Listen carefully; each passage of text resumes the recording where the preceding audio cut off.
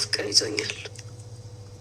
ሲቀጥል ደግሞ ራስን ስሜቴን ስገልጽ ያለኝን ነገር ስነግርህ በካሜራ ካልሆነ አይቻልም። ቤተሰቦችም ማወቅ አለባቸው አልከኝ። እኔም አፈቅርሻለሁ።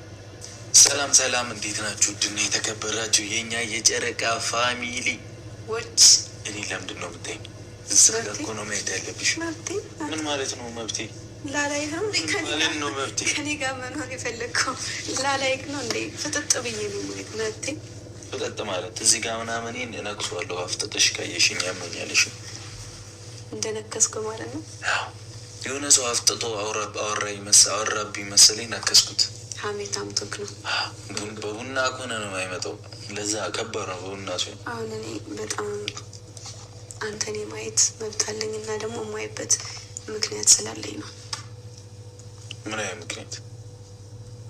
እኔ ስታይ ሀሴት ይሰማሻል፣ ደስታ ይሰማሻል ማለት የተሰማኝን ስሜት ምናምን ነገር ስነግርህ እንዲህ ብለሽ እንደ አይታችኋል። አጭር መሆን ችግር እኮ ነው።